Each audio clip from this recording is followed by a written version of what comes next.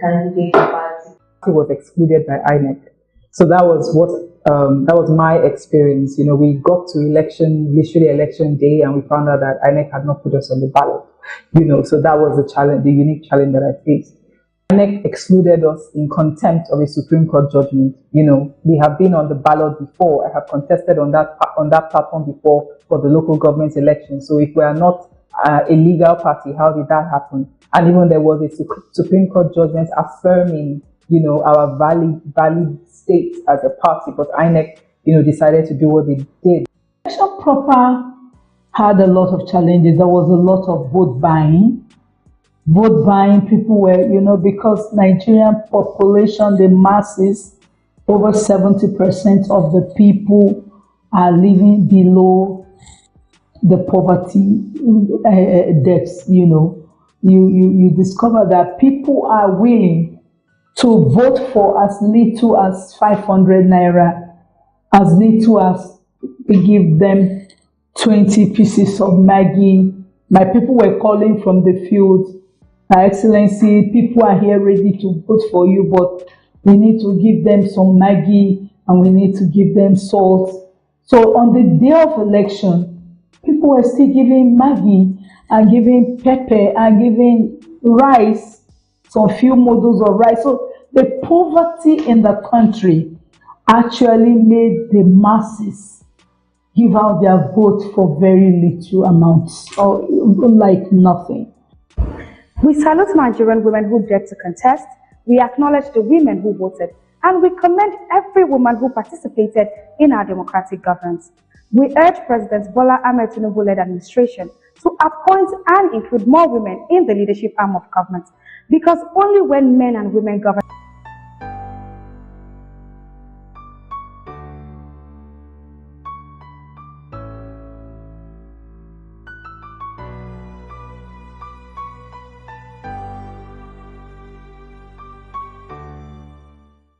The Financial Services Regulation Coordinating Committee, FSRCC, in collaboration with the National Broadcasting Commission, NBC, wishes to draw the attention of the public to the worrisome increase in the activities of illegal financial operators, IFOs, which threaten public trust and the stability of the Nigerian financial system. The FSRCC and NBC hereby advises the general public to refrain from dealing with unlicensed financial operators who deceive individuals with unrealistically high investment returns. Make sure to verify the licensing status of such companies and schemes on this website. Illicit financial activities. Call 0700 225 5226, 0800 225 5226, or +234 817 665 6273. Let's work together to uphold the integrity of Nigeria's financial system. Announcer, FSRCC. Representing people. Mr. President, my people are under siege. I will place economic stability and confidence. To condemn this act and call for immediate release of this minister in the Temple of Justice. Access to our money we put in the bank. POS operator, she said 3,000 naira, she wants to collect 3,000 naira. Where are we heading to? I've always said there are two sets of people on earth. The oppressors and the oppressed. And in between are the cowards and the hypocrites. Which are you? No matter how tough the challenge, how high the obstacles, we always overcome. What Nigerians need now is not about the daunting. Who can come and salvage us from where we are?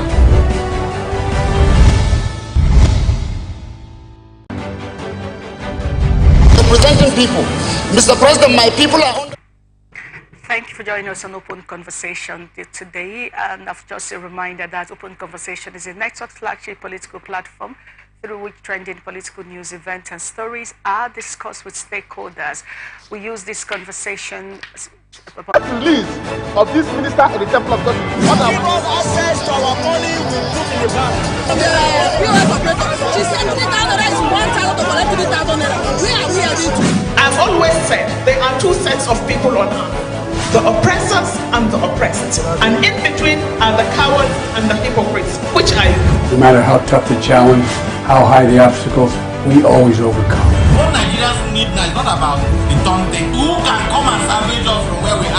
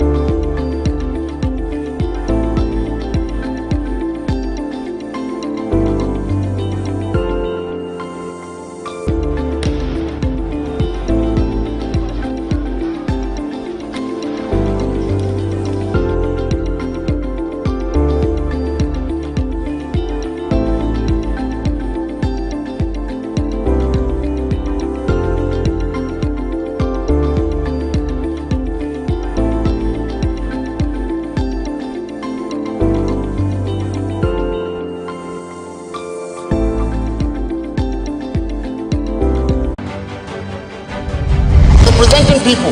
Mr. President, my people are under siege. I will place economic stability and confidence.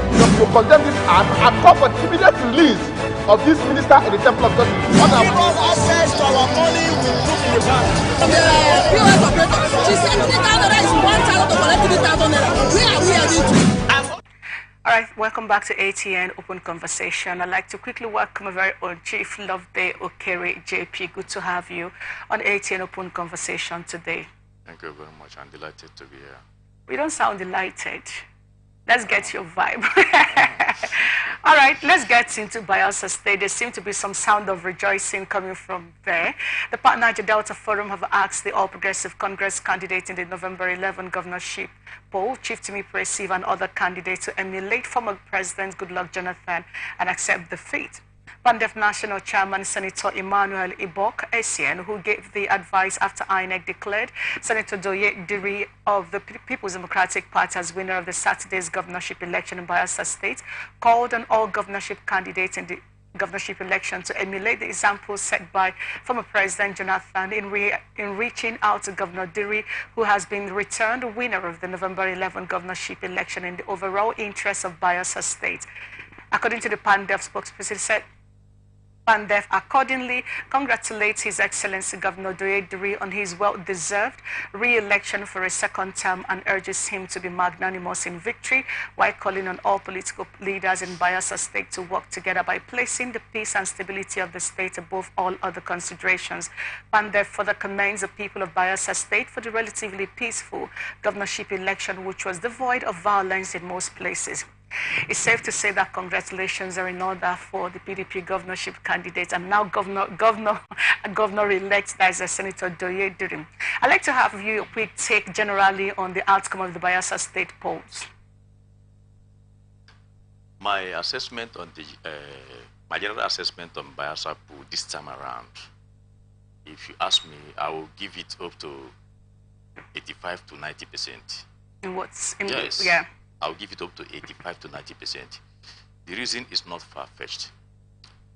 Over time, you can agree with me that each time there is election in Bayelsa State, you will be hearing more of loss of life, vandalization of properties, setting ablaze certain things, except for the accident that we had that happen, which was not as a result of attack or whatever. It's just a boat mishap. It's a boat mishap. So it would have happened at any time. So if there was no loss of life, in fact, no gunshot in Bayelsa State this time around, you can as well close your eyes and give the whole process 100%. But because it's human being that conducted the election, there's no way it can be perfect. So we can say it's up to 90%. Because in whatever you do, even if the whole process was credible, was adjudged to be the best election, and you record only one loss of life, you can agree with me that you can't even score them up to 10%. But for whatever reason that the security agencies have done, the INEC, the government of Bayelsa State, and the way the people conducted themselves in this election, that has resulted to the reason why we could not record any loss of life. In fact, I gave it 90% plus. There is a loss of life. So the condition, just one. Yes, to not the best to my of our knowledge. Yeah. Not to my notice, and it could have been anything, but because election was going on, they will say it's election. But I want you to appreciate. You're totally correct. And understand what has happened on November 11th. You see that there's a lot of improvement. Absolutely. That all the other political parties should, as a matter of fact, as a matter of urgency, congratulate the winner and join hands with the winner so that Bayelsa State will have a very peaceful governance and government.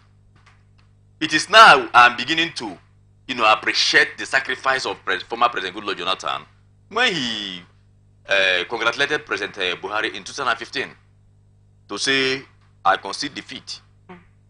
Since then, you hardly see anybody that have contested election to toe the same line. We have done general election in 2023. You see what happened between the Labour Party and the PDP, and when they got the states. those who lost in governorship election. You saw what is happening in the parliamentary election. You know, so I mean the national election that has to do with our legislature. You know, we don't have a parliamentary here, even though it means the same thing.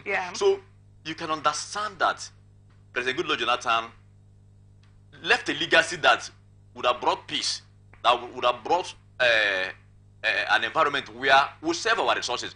Because if I tell you how much that is being wasted as a result of litigations in the electoral tribunal, especially in states like River State, where the tribunal was sitting in Abuja and Lagos, and people were transporting witnesses from Port Harcourt to Abuja on daily basis, spending huge amount of money. So I want to beg the losers in Bayelsa that the election has come and gone, a winner has emerged, and losers have also emerged. The best thing to do at this point in time is to concede defeat and join hand, because it was very loud and audible to the deaf that it will be difficult for Timi Silva to win Diri. Not because Diri was a very fantastic governor, but because the antecedents of Silva himself was not better off. And Bayelsans have gone to Pooh before, have tested these people.